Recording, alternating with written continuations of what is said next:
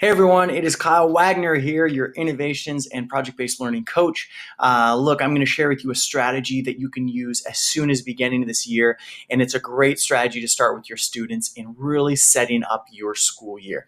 And it's a little different from probably things you've done in the past. You can do it with your students, you can do it for yourself, and it's really going to create some very dynamic rewards for you in whatever sector of life. And that's called a vision board. And I'm sharing with you here what my vision board looks like. I've created this vision board, and I'll tell you what, by creating a vision board, it actually is incredible, the types of returns that it gives you and the actual power that it has in your life.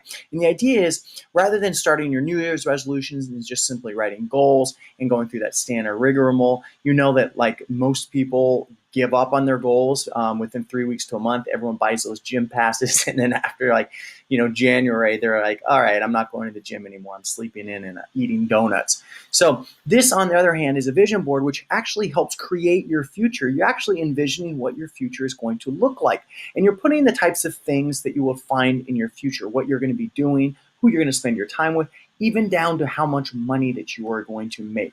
And by doing so, you're actually starting to create habits for yourself and helping yourself get there because you're visualizing that each day. If you see mine, I've included a picture of me and my niece right there at the front. That's because I want to be really focused on family. I've also put that I wanted to save a lot of money. And the reason I want to save a lot of money is because I want this kind of house right here. I'm doing this backwards. A craftsman style house with a peaceful pond and garden. And I want to have a dog and share that house with a dog. I want to keynote a bunch of conferences. I'm keynoting conferences now, but I really want to up that and become really well known in that field. I want to build community. And I'll tell you what the power is of doing something like this. The power of this actually starts to bring these things to life, and it's going to do the same thing for your students. And it's going to really help them to visualize what kind of student, what kind of person they want to be. And it will really help you with goal setting with your students. For myself, I am in Hong Kong now because of this vision board. I live in the 31st floor overlooking the water. I have a job that I absolutely love. I'm developing a middle school team in a Montessori school, which is a philosophy I very much agree with. I would have never imagined something like this, and I'll tell you, the vision board had a large part to do with it. So I'm going to shut up now, and I'm going to tell you that we're going to go through 5 steps to create the vision board. 5 steps, VISION. I'm sorry, 6 steps. That was spelling. So it's going to spell out vision, and I hope you enjoy the rest of this video. I'm going to take you through each step.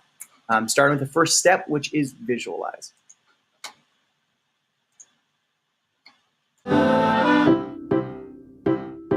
Hey everyone, welcome back. Hope you enjoyed that initial preface or introduction. Now I'm going to take you to the worksheet you're going to be working through to create your own vision board. Now I strongly suggest you doing this first so you can model it for your students. And so here's how that process looks. You're going to open up this document that I shared with you, and that is your vision board document, which walks you through each of those steps. Once you open it up, you're going to see this simple 6-step process that starts with visualize. Now, the first thing you're going to do is you want to get a blank template to work with, okay?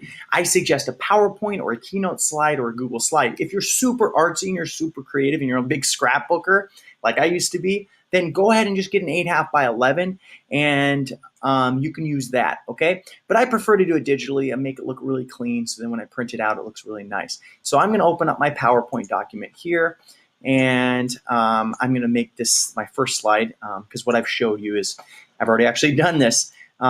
And you're going to want to then get that open slide, and at the center, you're going to find a picture. Now, that picture could be of you currently right now, or it could be a picture of what you envision your future self to look like. Is that a very scholarly self? Is that a very organized self? Is that a very creative self? You can get magazine cutouts. You can search Google Images. But I got a picture of myself because I wanted to find a picture that best represented who I wanted to be, and when people think of me, what they think of. And so I put that right there in the center. Now, a really cool thing that you can do is if you have PowerPoint, notice how I made that a circular shape. What I just did is I got a circle, and so I made a circle here, and then after I made the circle, I just went up here and I went to my home, and I went to shape fill, and I went to picture, and I selected the particular picture that I want. And you could do the same thing. So I had my picture here on my desktop. I don't see it anymore, but let's just say it's that picture. You insert it, and then you got your picture there in the center, okay? So that's your very first step, is you want to find a picture that represents yourself, your future self, okay? So why don't you stop the video here, and why don't you do that? Because I'm going to guide you then to the next step. And once you've done this, go ahead and meet me at the next step. Once you visualized, is you want to imagine. Okay, so your next step is to imagine. Now there's a document I shared with you, and here's the document. It says imagine here. Imagine there are no limitations. This is moonshot thinking. Now you've got your future self, and that's stuck right here, right, to your middle of your vision board. And now you're going to want to start to imagine your future self. Now, the point of this is not to think of who you are now, but think of who you are becoming, because we're always changing. We don't need to be stagnant. And perhaps you say, I'm terrible with money. Well, maybe you are now, but in the future, you're going to be really good with money. I say that for myself because I'm not the best with it, but I know in my future I'm going to be. So here are the questions. Where do you want to live? What kind of things do you want to be doing? What do you want to be doing each day? What are the kind of activities you're engaged with? What do you want to eat? Are you health conscious? How do you spend your free time? What kind of hobbies do you pursue? So you're going to answer all of these questions. And again, don't answer this for yourself now. Answer this for who you want to become. Because if you answer it now, chances are you're not doing all the things you want to do. And that's the point of this. It's a vision board for who you want to become. And if you need an example, here's the example that I included. I want to live in a house with a small garden overlooking a canyon. I really, really enjoy the ocean. If I could see the ocean, I would be happy. If I had a little garden that I took care of, I feel that I had a shared plot in this land. And so the next question, what kind of things would you be doing? I like to travel to conferences. I'm most happy. But you know what? If I'm just traveling, I'm not happy. I'm traveling way too much, and I get a little bit anxious. I don't feel like I have a home base. So I want to travel to conferences and lead workshops, but I also want to organize immersive experiences for students here. And that's what I'm starting to do. And a lot of that is because I've forecasted that's what I want to do. Okay. So again, here's some examples of what I put. I'm going to include that as an example for you as well to create your own vision board, okay? And I'm going to share that document for you. So why don't you do step 2, imagine, and answer these questions. And we'll meet you at step 3, which is VIS, it's set. Hey guys, welcome back. Again, you're on your next step, which is to set that vision in motion. And this is really where it comes to visualizing. So you're going to go from 2 different documents. You're going to go back and forth between this document, the one you created, and answer those questions. And you're going to go back and forth between that and your actual vision board. Okay, because right now you are actually assembling your vision board. So I'm going to go to my first step, which says, where do I want to live? Well, I want to live in a house with a small garden overlooking a canyon that's near the ocean. Now, chances are I don't have a picture of that offhand in the magazine, but fortunately with Google, I can probably find something that's very similar. So I'm going to open up a window here, and I typed in small house with a garden. All right. Now look at each of these pictures, and I try to think, well, which one kind of most closely matches what I would like? And this one's cool. It's retro, but it's a little bit too futuristic. This one's a little bit too manicured. And this one looks a little bit too much like I was a leprechaun. So it's kind of hard to find what I like exactly, but I like this idea. You know what? This looks pretty cool. I can see myself definitely as kind of a hipster with like this, Christmas type of lighting, my little dog right here. Awesome. So it's a dreamy garden, like it says. So I'm going to pull this into my vision board folder. So I created a little vision board folder. And that's going to include all the pictures. And the reason I do that is because my vision always changes. And it's nice to be able to use those pictures interchangeably as I change my vision each year. So I'm going to go in here, and I'm going to drag that in here. Okay. All I'm going to do with all my pictures right now that I get from my vision board is I'm just going to drag them into the vision board. Okay. I'm not necessarily going to worry about where they're located because that comes for later when I want to start arranging the things. So again, I go back to my questions. It says what kind of things I want to be doing. I want to travel to conferences. So I got a picture here of a plane that has a blank sign here, and I'm going to write, conferences, keynoting conferences in there. So I grab my little plane, I insert my text box. Again, this is pretty low tech, guys. And I'm going to say conferences. Notice how it doesn't fit. Might have to drag this a little bigger so it fits. And now I'm being kind of creative. Okay, I'm going to conferences. Now, what you also want to do is insert some text boxes as well about phrases that you live by. So I like the phrase that I'm going to spend frivolously. And the reason of that is because I need to save for that house that I want. So frivolously, I think, is how you spell it. There you go. And I'm going to give generously. I'm still not spelling this word right. Maybe it can help me out here. There we go. Even though I want a spelling bee, apparently I'm not that good of a speller. So I'm going to come up here, find a font I like. I like this font. I want to make it a little bit bigger, and I want a shape outline like that. I'm going to turn it. Now, I want to get a picture now that represents that. So I got this little piggy bank here. And this little piggy bank is going to remind me that I have different categories. I need to donate, I need to spend, and I need to save. And that's going to help me with setting some habits in motion for my life. So I put that there. Again, I'm not arranging everything exactly how it needs to go. And I'm just starting to accumulate all these pictures, and then you're going to start to organize those pictures in a way that you like. Assemble them in a way that you like, okay? So that's it. You set those things in motion. I'll meet you at the next step, which is us printing that out and putting that in a frame. So I will see you at that next step. Hey everyone, welcome back. Again, you should be at the step now where let's just say you have everything you want for your vision board and you want to print that puppy out. So you get everything arranged and then you print that out. Now, I suggest printing it on like 11 by 17, something that's big enough that you're going to see. If you're doing this with students, it's nice to have that printed out in a way that really you can have all students' vision boards that are lined up somewhere in the room. But it's up to you. It's up to you how big you want that. But the important thing is that you're going to revisit that continuously, and it's going to help set you up for the next step. So again, I'm going to go from that to now that I have my vision board up. All right, I put my vision board up. All the kids put their vision boards up. You have a big ribbon cutting of some sort, and everyone's just all excited about what they're going to become. The next step then is to really start to make this concrete. Okay, now go back to this document that I gave you. So you set it in motion. All right.